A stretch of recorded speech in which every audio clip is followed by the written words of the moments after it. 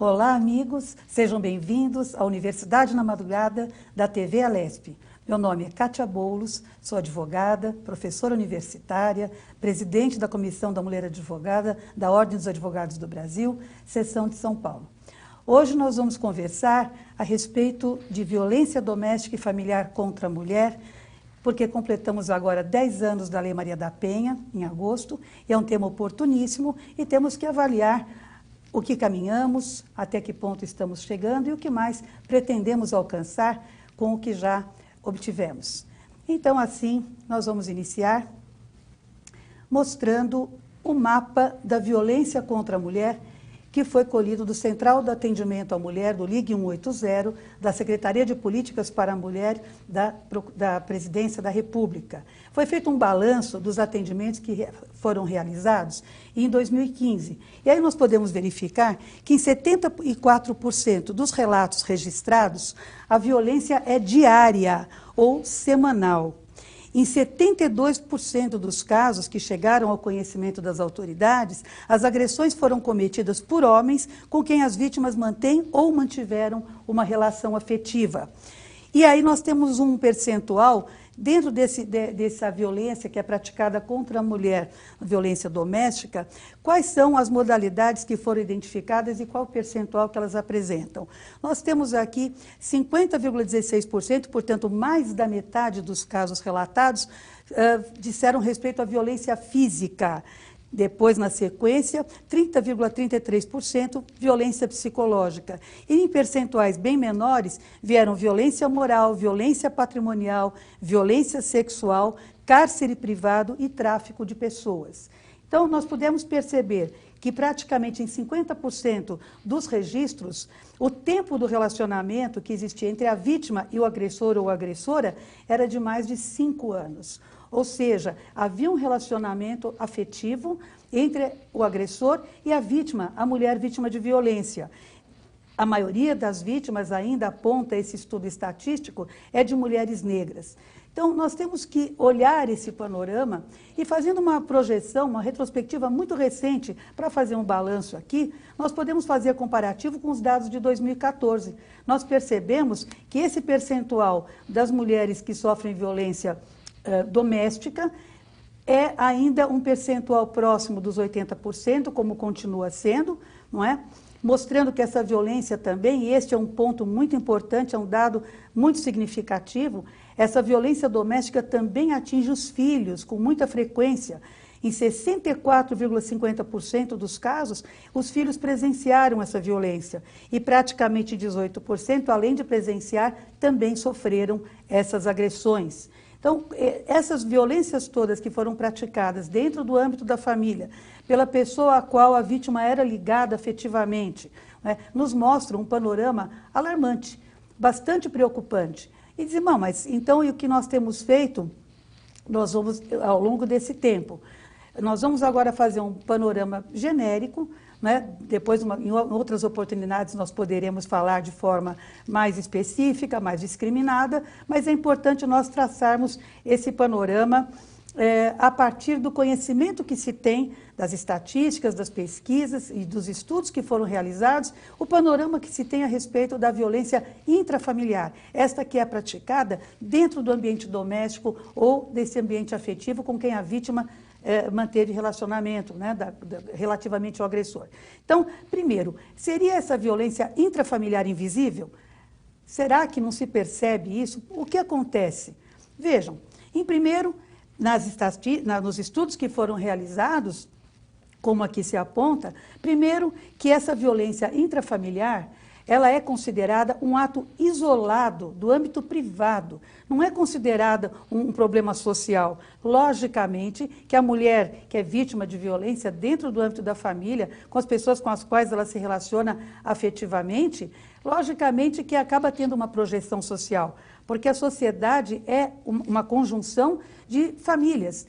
Né? A sociedade é uma construção a partir das diversas modalidades de famílias existentes e esta mulher que sofre a violência projeta não só para dentro da sua casa, no âmbito da sua família, mas essa violência doméstica e familiar é projetada para o âmbito da sociedade, que sofre como um todo. Né? Então, primeiro, não é um ato isolado no âmbito privado, equivoca-se, né, quem dessa forma assim avalia. Outro, a percepção de que atos violentos são normais na dinâmica familiar, ou seja, que praticar a violência é um ato legítimo, como se houvesse justificativa, né, para uma violência que se pratica. Então, a mulher sofre a violência dentro do âmbito doméstico, isso seria normal. Por isso que muitas vezes ela nem se enxerga como vítima, porque de alguma forma, socialmente, se entende que é normal que aconteça, porque afinal de contas é uma punição, é um verdadeiro absurdo. Mas é assim que muitas vezes ainda os estudos apontam que é assim que se avalia dentro desse âmbito. Outra questão, o fato de que as pessoas que são afetadas, principalmente as mulheres, devam responsabilizar-se a si mesmas como provocadoras dos atos violentos. Então, essa percepção é amplamente reforçada pelos mitos e pelas atitudes que existem na sociedade. Se a mulher é culpada, ela que deu causa. Por isso que se justifica, ela provocou a situação de violência que ela sofreu. Vejam que absurdo de entendimento, mas os estudos apontam exatamente isso. O mais, que a percepção das mulheres de que não existem serviços ou respostas sociais positivas para ajudá-las a resolver os seus problemas. Ou então, que os serviços que existem são ineficientes, inadequados ou até mesmo danosos. Então, na verdade, sofreu a violência e entende que muitas vezes, se recorrer à autoridade, não terá o respaldo necessário ou ficará à mercê do seu agressor, porque não haverá punição que chegue a tempo de evitar que nova agressão seja perpetrada, ou não tem como proteger os filhos e se sente na obrigação, portanto, de silenciar.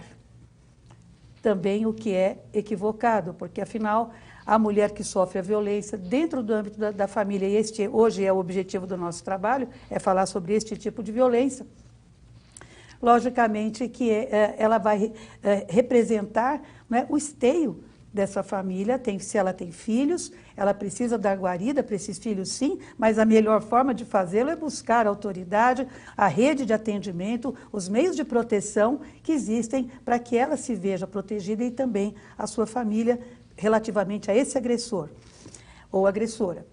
Então, ainda nós vemos que, dentro dos estudos que nós estamos aqui apresentando e desenvolvemos, evidencia-se dificuldade que as famílias, e principalmente as mulheres, que são mães de crianças e adolescentes vítimas de violência, essas mulheres têm dificuldade para cuidar, proteger e principalmente romper com a violência que vitimiza a população infanto-juvenil, considerando que não conseguem superar a violência da qual elas mesmas são vítimas.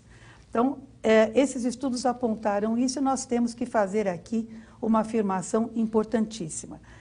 Nós vemos os casos diariamente, acompanhamos por todas as mídias, nós vemos os casos de agressões que são perpetradas contra a mulher, muitas vezes porque um relacionamento afetivo termina e o agressor está absolutamente inconformado e aí perpetra esses tipos de agressão contra a mulher. O relacionamento terminou e o inconformismo com o término do relacionamento leva à prática desses atos. Vejam, porque este agressor considera que a mulher é sua propriedade. Mulher não é propriedade. Mulher, e no âmbito da família, em primeiro ela é mulher, deve ter sua dignidade de pessoa humana respeitada, preservada, feita valer. Mulher também é mãe, é esposa, é companheira. Então, a violência contra a mulher deve ser coibida. Quem agride a mulher, agride, machuca a família inteira.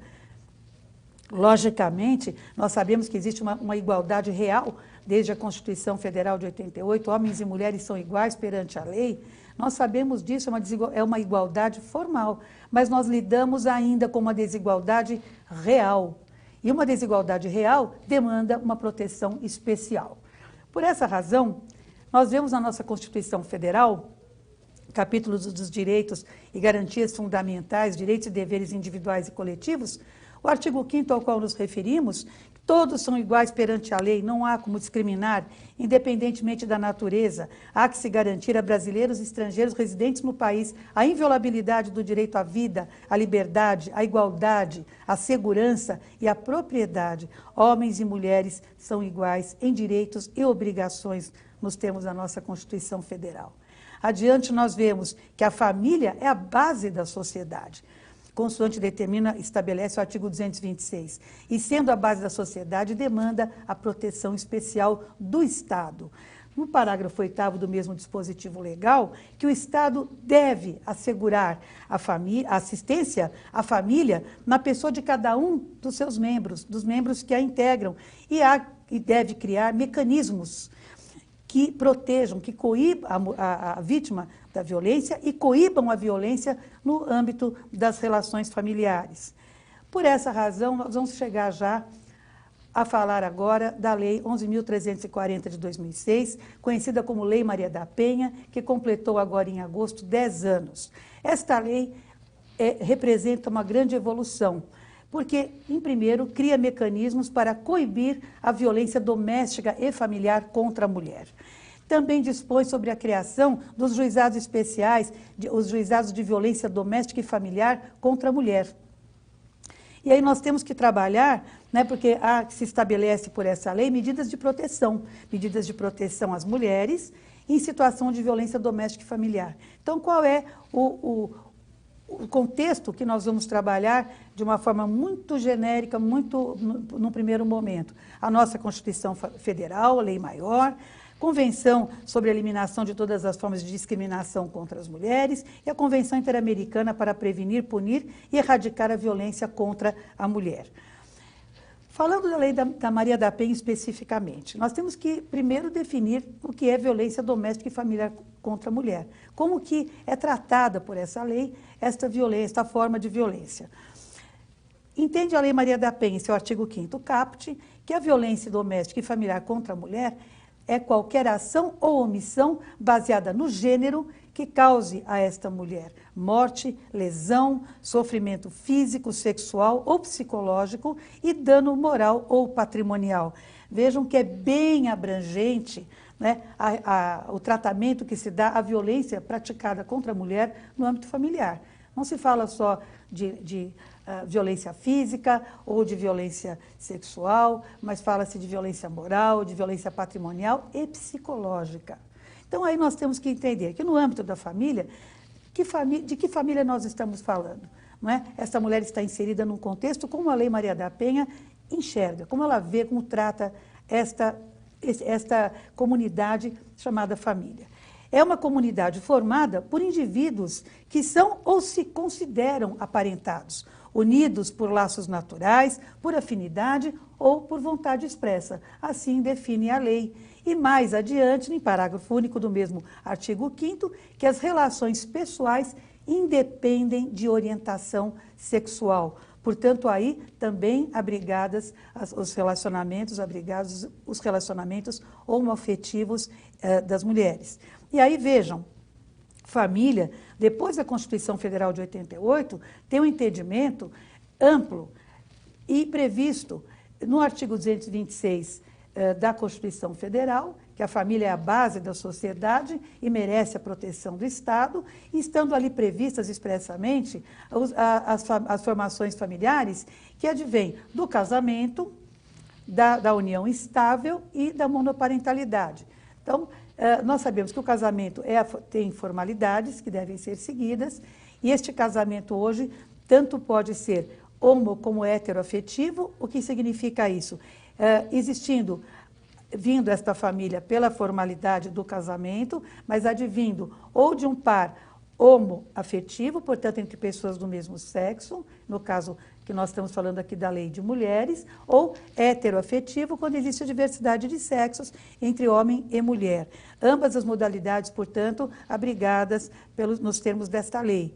Também temos que falar a união estável entre homem e mulher, né, que se unem pública, contínua e publicamente com a intenção de constituir família de forma estável. Né? E a monoparentalidade, qualquer dos pais e seus filhos, também considerada assim, abrigada pela lei. Tivemos ainda evolução a partir da Constituição de modalidades como a família extensa, é aquela que não tem nem pai nem mãe, mas existem pessoas que se unem, né, pelo laço de afeto ou de afinidade, e também a socioafetividade.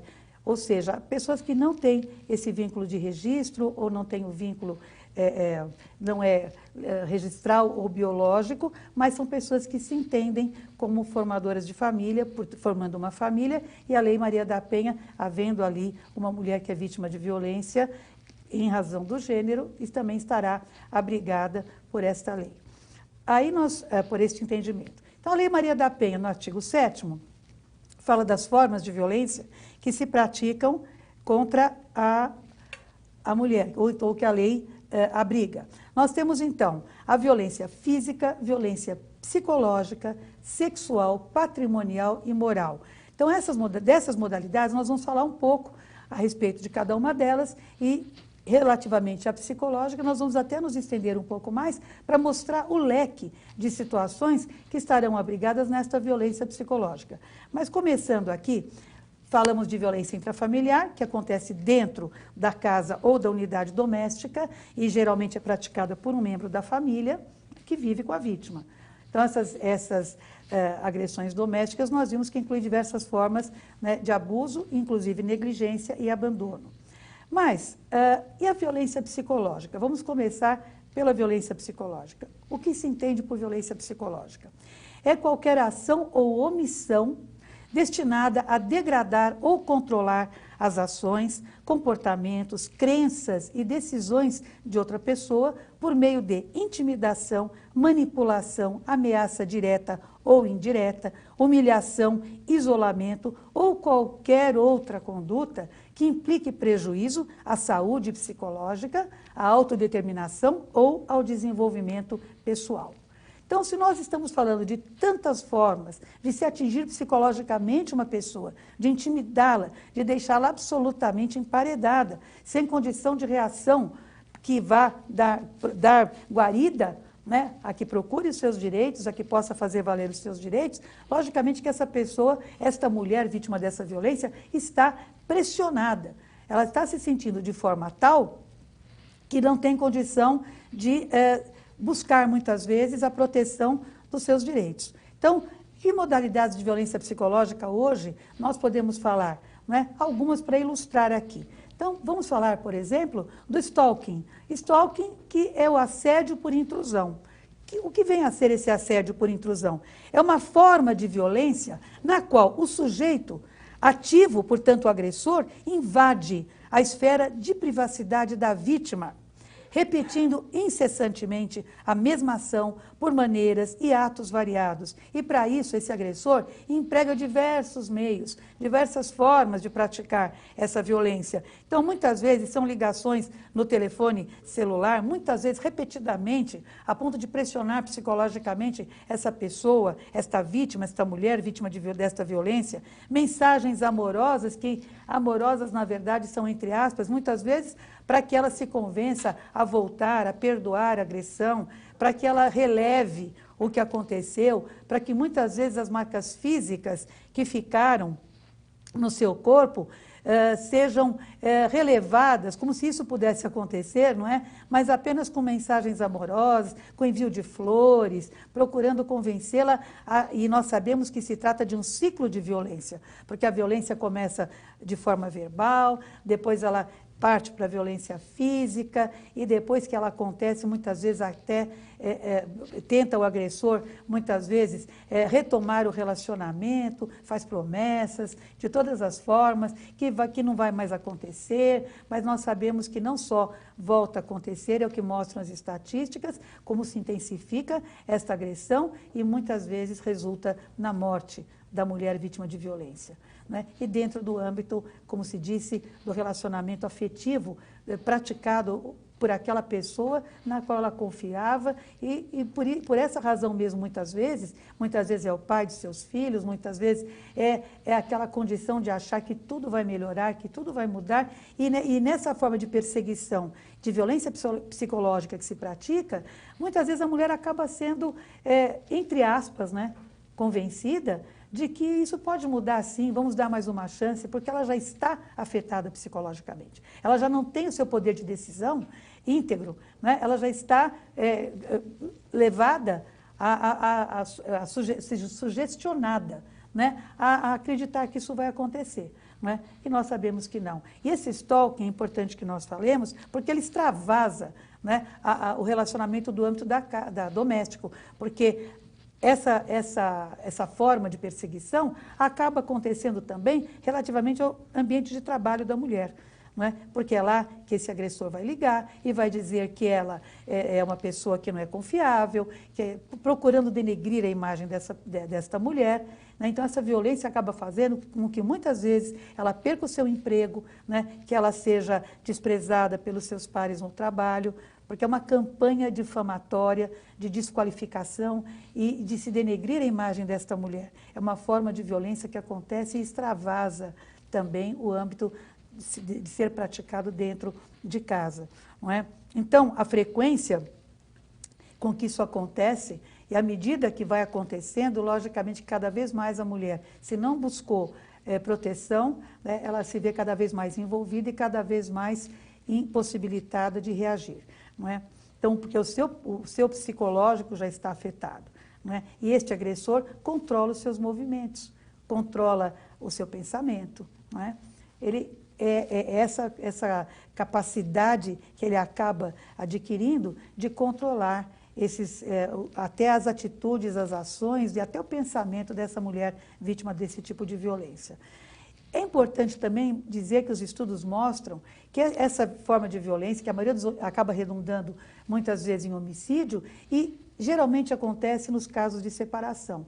Né? Nos casos em que a mulher está em processo de divórcio, ou de separação, ou mesmo um relacionamento de namoro que terminou. Nós dissemos aqui que basta que haja um relacionamento afetivo, né? E é nesse momento que ela é envolvida, porque ela se deixa muitas vezes levar por esse sentimento de acreditar que tudo é possível, né? Modificar e melhorar, e é no curso desse tipo de processo que ocorrem essas formas de violência.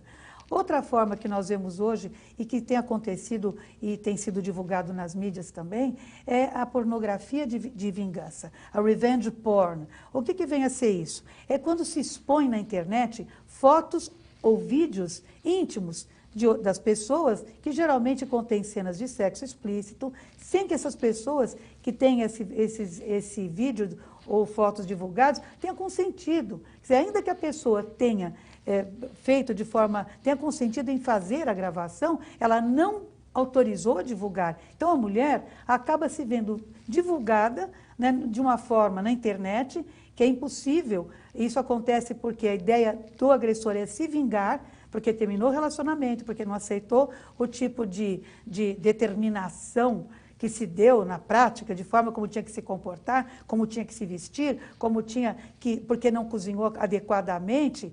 Qualquer coisa é motivo. Então é assim, terminou o relacionamento, não está atendendo, né, às expectativas do agressor, ele simplesmente denigra a imagem dela de uma forma absolutamente que acaba se viralizando, porque expõe na internet. Então, aquilo que ela fez por amor, muitas vezes, né, se permitiu fotografar, porque acreditou que isso fosse ficar apenas no âmbito desse relacionamento privado, acaba sendo, no momento de inconformismo desse agressor, veiculado como uma forma de se vingar desta mulher. Não é? E aí vocês imaginem que para as ações, muitas vezes, de família em guarda, de separação, em que se discute, né, a partir da separação como ficarão os filhos. Vejam como isso é difícil, porque a mulher se vê exposta de uma maneira absolutamente degradante para ela, e isso é utilizado de uma forma lógica, degradante a partir do momento em que ele é utilizado sem o seu consentimento e com a finalidade de prejudicá-la, inclusive nas relações de família, né, a partir da separação ou do divórcio. Outra modalidade é o sexting, que também tem a ver com a divulgação de fotos de conteúdo erótico com imagens pessoais pela internet, usando-se qualquer tipo de meio eletrônico, ou câmeras fotográficas, digitais, webcams, smartphones. Então, isso hoje nós sabemos que está bastante, muito comum, nós sabemos, e acaba sendo utilizado também dessa forma, sempre para ver que a mulher tem a sua imagem pessoal denegrida. Outra forma que nós também podemos falar é o cyberbullying. Nós não podemos esquecer que falamos dessa mulher vítima de violência e muitas vezes muito jovem, né? Muito jovem e já num relacionamento familiar e que se vê protegida por essa lei. Então, se nós formos dizer do cyberbullying, que é essa perseguição que vai pela via virtual, não é? Mas que vai ser tipificada como, né? Como ameaça, como calúnia, como difamação, como injúria, como falsa identidade, são sempre crimes que dependem da queixa, que é realizada pela própria vítima, portanto, uma ação penal privada. Não é? Então, mesmo que cometidos pela internet, é importante que nós falemos que essa mulher vítima de violência procure a delegacia mais próxima da sua residência, ou, dependendo da violência que se praticar, também a delegacia especializada em crimes cibernéticos. Falando agora da violência sexual. A violência sexual vamos tratar como uma ação que obriga uma pessoa a manter contato sexual com o uso da força, com intimidação, coerção, chantagem, suborno, manipulação, ameaça ou qualquer outro mecanismo que anule ou limite a vontade pessoal desta mulher vítima de violência. Então, também o fato do agressor obrigar a vítima a realizar alguns desses atos com terceiros é considerado também uma forma de violência sexual, compreendendo estupro, tentativa de estupro, sedução, atentado ao pudor, ato obsceno, todas elas aqui já abrigadas nessa modalidade de violência. Outra modalidade de violência é a violência patrimonial, que é ato de violência que implica em dano, perda, subtração, destruição ou retenção de objetos, documentos pessoais, bens e valores da vítima. Isso nós sabemos que até existem medidas, nós vamos falar aqui das medidas da Lei Maria da Penha, que dão proteção a esta questão também de violência que se pratica contra a mulher no âmbito patrimonial. E temos a violência moral também, não é? E nós vamos falar porque muita consequência, né? A mulher sofre a violência, por exemplo, como nós falamos aqui, no ambiente da internet, logicamente que a sua moral é atingida e ela tem direito ao ressarcimento, né? Pelo dano que ela sofreu, né? A reparação do dano que ela sofreu e, obviamente, que tem que ser cumprido pelo agressor. Então, nós vamos falar um pouco aqui da Lei Maria da Penha, dos dois artigos que tratam das medidas protetivas de urgência, que abrigam o agressor, e também a proteção nessas duas modalidades que nós falamos aqui. Então, o artigo 22 da Lei Maria da Penha estabelece o seguinte: uma vez constatada a prática de violência doméstica e familiar contra a mulher, que o juiz pode aplicar medidas que sejam conjuntamente ou separadamente aplicadas, tais como essas que aqui estão previstas: a suspensão ou restrição do porte de arma, afastamento do lar, domicílio ou local de convivência com a ofendida, proibição de certas condutas, por exemplo, se aproximar da ofendida, ter contato com ela por qualquer via, não é? Seja por telefone, seja por WhatsApp, de qualquer forma, né? Não apenas pessoalmente, não é? Frequentação de determinados lugares, também a restrição e suspensão das visitas e a prestação de alimentos provisionais ou provisórios.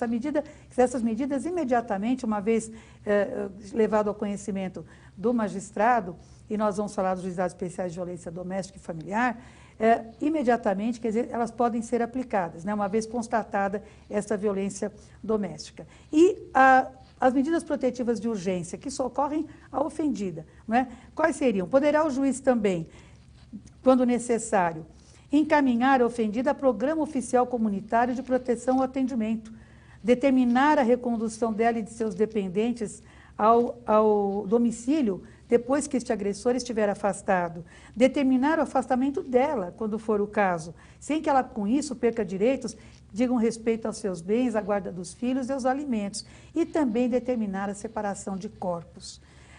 Também com relação à proteção patrimonial dos bens, já no artigo 24 dessa lei, nós vemos que desde a restituição de bens até que foram subtraídos pelo agressor de forma indevida, como também a proibição temporária para a celebração de atos e contratos, suspensão das procurações. É importante que se fale isso, porque muitas vezes a mulher se retira do lar e este agressor tem uma procuração que dá direitos à realização de determinados atos e para os quais ela autorizou por meio da procuração, né, por essa outorga de mandato, quando ela confiava nele e acreditava que ele fosse, né, representar os seus direitos e muitas vezes os direitos dos seus filhos também.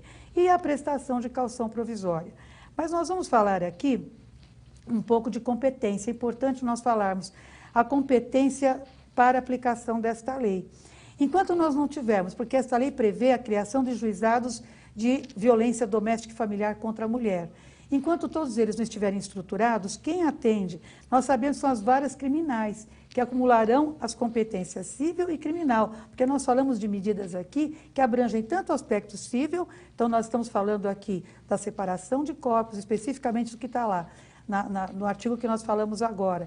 Também dissemos dos alimentos provisionais, medidas de afastamento, né? Então, essas medidas são medidas cíveis. E a medida criminal propriamente dita, que vai ser tratada relativamente ao crime que se praticou e a punição que se espera e que vai ser aplicada a partir do momento em que esse processo caminhar na esfera criminal. Então, nós até costumamos dizer que esta lei tem uma natureza híbrida, porque tanto ela tem aspectos cíveis quanto aspectos criminais, porque a proteção da mulher e da família dela, havendo esses dependentes, depende dessa conjugação. Né? E como que a lei trata isso? Então, enquanto não estiverem todos os juizados de violência doméstica e familiar estruturados, as varas criminais acumularão essas competências civil e criminal.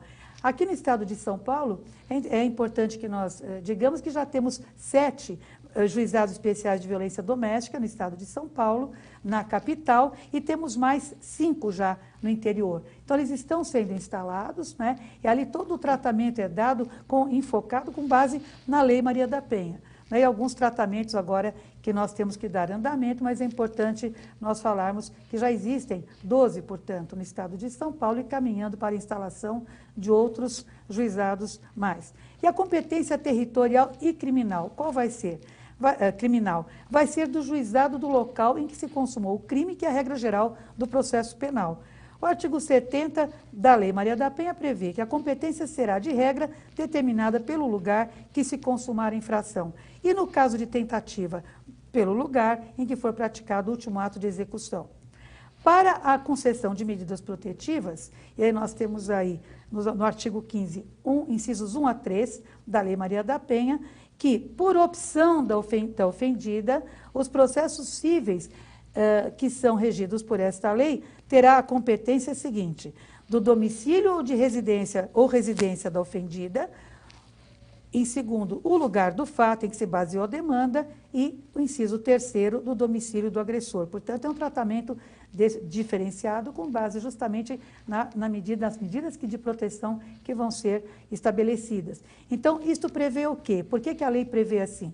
Porque, primeiro, a agilidade na tramitação do pedido das medidas protetivas. Não é? Então, esta competência visa justamente a esta agilidade e também a proporcionar a segurança da vítima, porque senão ela estaria transitando em lugares de risco ou perseguição do agressor, como neste trabalho que nós estamos aqui apresentando.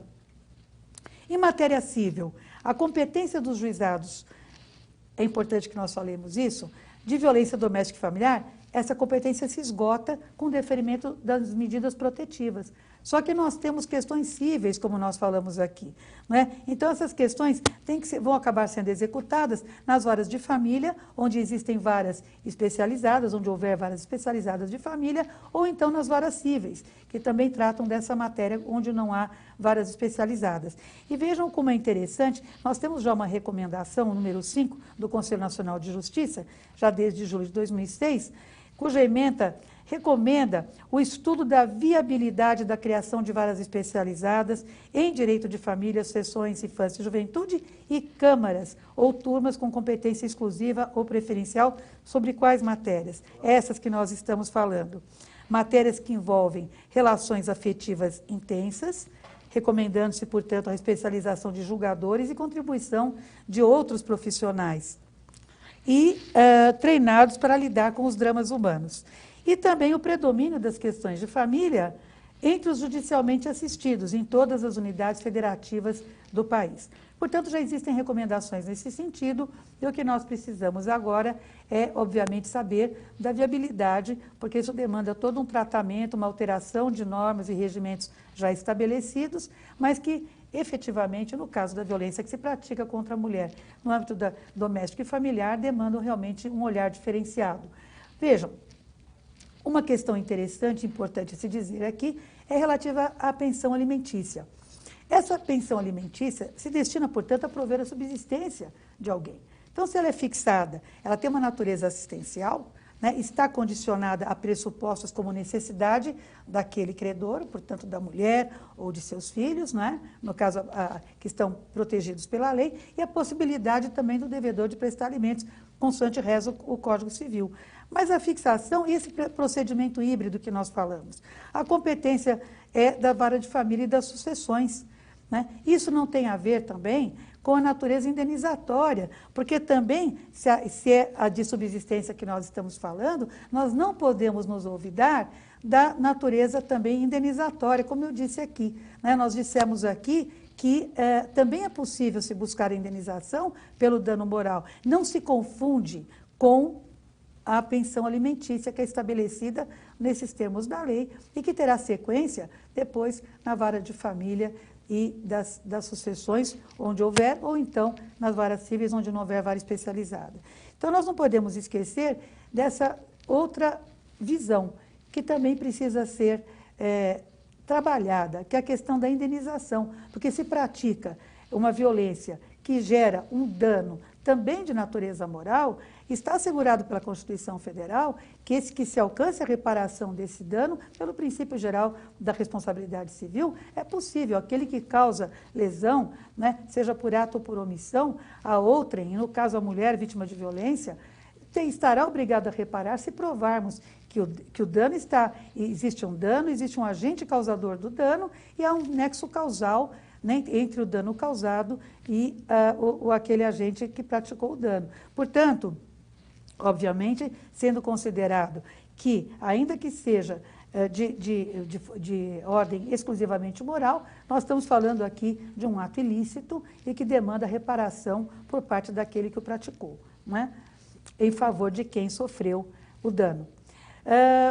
Vamos falar um pouco também agora quando se fala que essa violência, ela pode, como dissemos anteriormente, que ela pode resultar até na morte da vítima.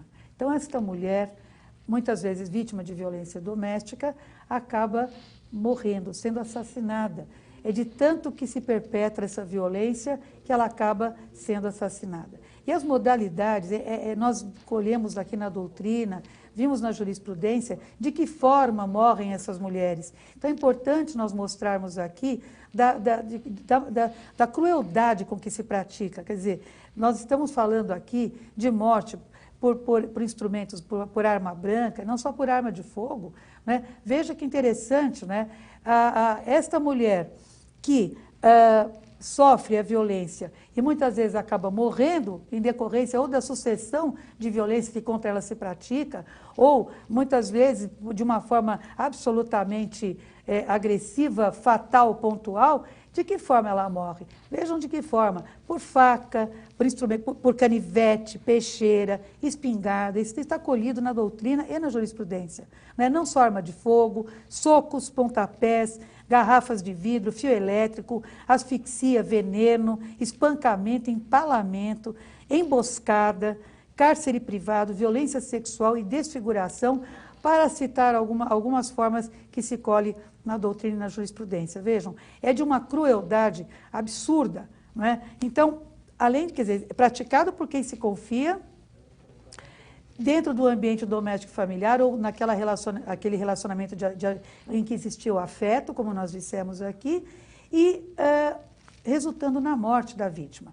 Então, para isso, e em decorrência desses últimos anos todos, Maria da Penha completa 10 anos agora, nós vimos há um ano atrás, nós tivemos aqui a lei, chamada Lei do Feminicídio, 13.104, de março de 2015, que definiu como crime hediondo o assassinato de mulher por condição de sexo, que é o dito feminicídio, e conjugando, portanto, como crime hediondo a Lei 8.072 de 90, cuja pena vai de 12 a 30 anos de reclusão.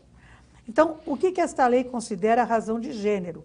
Quando o crime envolver violência doméstica e familiar, e menosprezo ou discriminação à condição de mulher. O que ocorre quando a morte desta mulher decorreu destas formas de assassinato?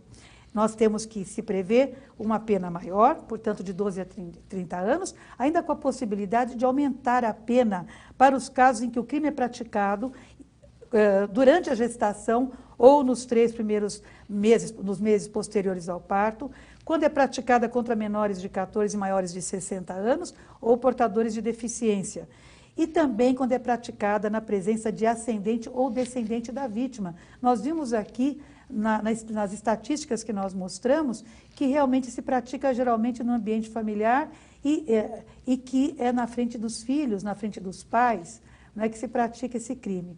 Então, por essa razão, por estar agora enquadrada como crime hediondo, nós temos aí que esta modalidade é insuscetível de graça, de anistia ou indulto, né, conforme prevê a Lei 8.072 de 90. Também suscetível de fiança, alterando-se ainda o regime de progressão da pena, né, que só vai se dar, nesses casos, se for réu primário, 2/5 após o cumprimento da pena e 3/5 se for reincidente. Então, nós podemos fazer uma avaliação. O que mudou nesses últimos 10 anos, né, que nós temos aí já a Lei Maria da Penha em vigor? Primeiro, nós podemos dizer que nós temos um reconhecimento por parte do Estado de que a violência de gênero tem origem e tem uma vítima específica. Que a violência contra a mulher não é apenas violência física e sexual, mas também tem outras modalidades. E também é violência, como a psicológica, a moral e a patrimonial. Também vimos que é possível conjugar, porque o tratamento que se dá hoje tanto abrange os aspectos cíveis como os aspectos criminais da violência de gênero, né? Vimos que temos agora a criação foram criados os juizados especializados e que esses juizados têm atuação multidisciplinar, a partir da perspectiva de gênero. Tem diretrizes preventivas de uma política pública relativamente à violência que se pratica contra a mulher. Também temos que entender que há necessidade, a partir desses últimos anos, fazendo uma avaliação, estamos conscientes e devemos dar essa contribuição de que precisamos de mais casas-abrigo, de mais casas de passagem, de centros de referência, mais delegacias especiais de atendimento às mulheres, as delegacias de defesa da mulher, que tenham funcionamento de 24 horas, não é? E juizados especializados que têm que realmente, nós temos ainda um número muito, muito pequeno relativamente aos casos que nós temos, que se apresentam, né? Também precisamos falar da conscientização de que os serviços de atendimento à mulher, que são vítimas de violência, têm que ser qualificados para lidar com a violência de gênero.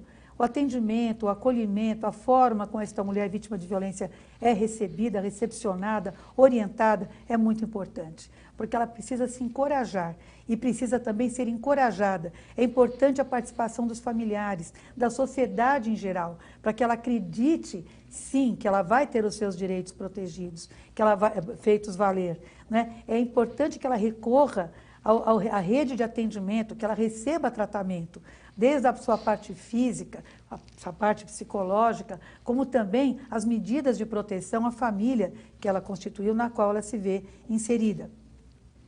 Então, a violência contra a mulher, nós não podemos esquecer que é um obstáculo ao desenvolvimento, à paz, aos ideais de igualdade entre os seres humanos. É importantíssimo, portanto, que estabeleçamos políticas públicas, que sejam leis regulamentadas, estamos na casa das leis, é importante que nós trabalhemos o acompanhamento, o cumprimento dessas leis, proporcionar a cultura de paz que todos desejam, para que nós possamos elidir o preconceito, a discriminação, o abuso, a intolerância e a violência que se pratica contra as mulheres.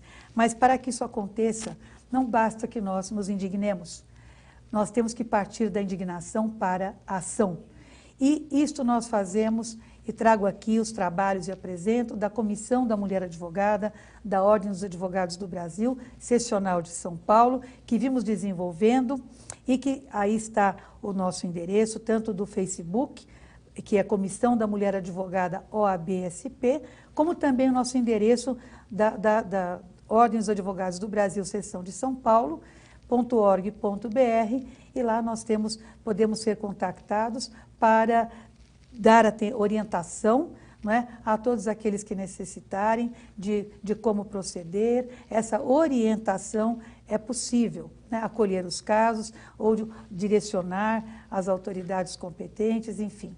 É importante também nós falarmos que para partirmos da indignação para a ação, que é o que fazemos, nós trabalhamos com outros órgãos, como, por exemplo, a Coordenadoria da Mulher em Situação de Violência Doméstica e Familiar do Tribunal de Justiça do Estado de São Paulo, né? Trabalhamos como membros, componentes, colaboradores nesse trabalho, com assento, portanto, junto aos demais órgãos, secretarias de Estado, município, Polícia Militar, Polícia Civil, enfim, de uma forma conjugada, Ministério Público, Polícia Civil, todos trabalhando de forma coordenada, pensando a melhor forma de dar efetividade à Lei Maria da Penha.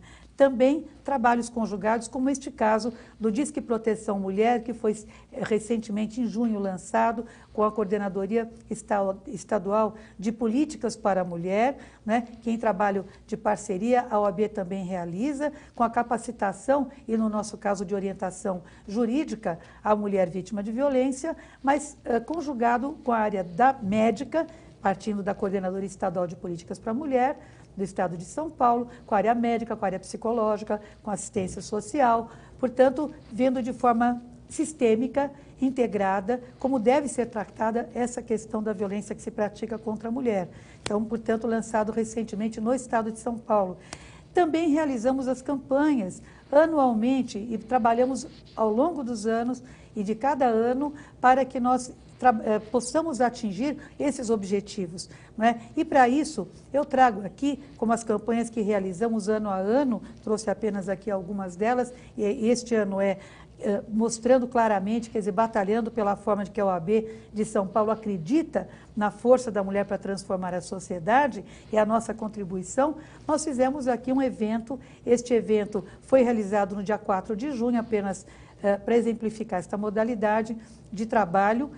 Realizamos aqui, a partir desta estatística absurda que nós temos, infelizmente, que lidamos com ela, que uma vítima de estupro acontece a cada 11 minutos no nosso país, dando um basta à violência, nós realizamos um ato público, e este ato público foi realizado para que todos os partícipes da construção, né, desta forma de trabalho conjunto para eliminar a violência contra a mulher, estavam todos ali reunidos neste ato público, e dali saíram 11 proposições. E essas 11 proposições estão ali, foram todas aclamadas numa assembleia que foi realizada nesta data, e ali nós temos diversas atitudes que nós vamos tomar e já estamos tomando, conjugados com a Secretaria de Educação do Estado de São Paulo, para promover a transformação da cultura em prol dos direitos humanos, superando a questão de gênero desde a infância, deve ser trabalhado, contribuindo com os programas da Secretaria de Educação do Estado de São Paulo, estabelecendo parcerias, convênios para a formação, inclusive, de professores mediadores, de educação digital nas escolas e demais programas da Secretaria, a OAB parceira, concitando a formalização de registros de violência praticadas contra a mulher junto aos órgãos públicos, porque muitas vezes nós não dispomos desses elementos para podermos trabalhar, né, os dados específicos de que nós necessitamos. Então, estamos trabalhando nesse sentido, né, da sistematização desse trabalho.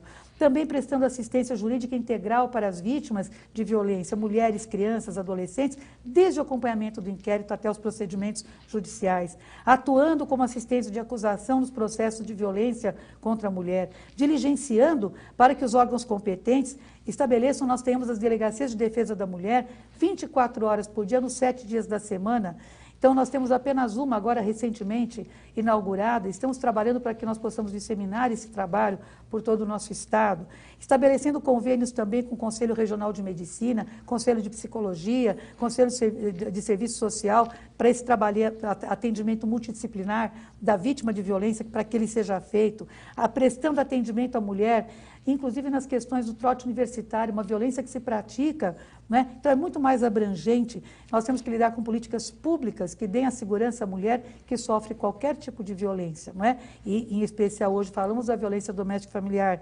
propugnando junto aos órgãos competentes a prioridade na tramitação dos inquéritos, propondo junto aos órgãos competentes que os cursos jurídicos já trabalhem, desde a formação desse bacharel em Direito, ele já venha trabalhando de forma sistêmica, com todas na área das ciências humanas e sociais, não é? E propugnando junto aos órgãos que a perícia técnica seja exclusiva para crimes contra a mulher em atuação em todo o estado de São Paulo.